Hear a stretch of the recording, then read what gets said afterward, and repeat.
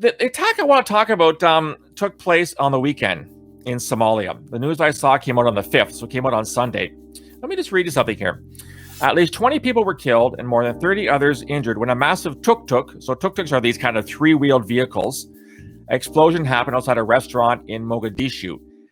Chances are it was actually a terrorist attack. Actually, al-Shabab, which is the terrorist group in Somalia, claimed responsibility for the attack.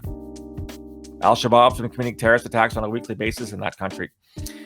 I found this on a website called Garowe Online. It's one of the Somali news sites that I monitor on a regular basis. I monitor a bunch of actually African websites.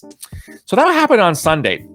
At the same time that happened, here was the lead story on the CBC website. Dr. Seuss and how to deal with racism in children's classics. Now, I don't want to dismiss this issue about racism in children's literature. I think it's a very important conversation to have. And we certainly have to, I think, eliminate obvious forms of racism or discrimination, especially in children's books, because when kids are very young, they can pick up this stuff very easily and go down the wrong pathway. But doesn't a terrorist attack that killed 20 people and wounded 30 more important than this story on Sunday, March the 5th? I couldn't find reference to this terrorist attack anywhere else on the internet.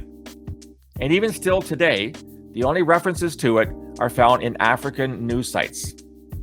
20 people died and 30 people were injured in this terrorist attack. And the CBC didn't see fit to feature it? Could you imagine if an attack took place, in Toronto, and one person was killed and maybe another wounded, and it turned out that the alleged suspect was maybe linked to the far right? Can you imagine what the CBC would do with that? And yet 20 Muslims were killed in Somalia, and another 30 were wounded, and the CBC didn't think that was worth reporting on, but rather ran a story on Dr. Seuss. As Ron said to Harry in the first Harry Potter, the Philosopher's Stone, she needs to sort out her priorities. I humbly submit that the CBC needs to submit to look at its priorities in a better fashion. So JP is chiming in with, is it just too common that nobody cares anymore, and they know that the Dr. Seuss title would sadly get more clicks? That is highly likely as a possibility, JB. But what does it say about us as humans, as Westerners, as Canadians, that the death of 20 people and the wounding of 30 others in a massive terrorist attack, albeit half a world away, doesn't get any attention? Not even a mention on the website. Isn't that kind of sad? I find that kind of sad. Anyhow, for those of you who are, again, joining me, welcome to the live stream.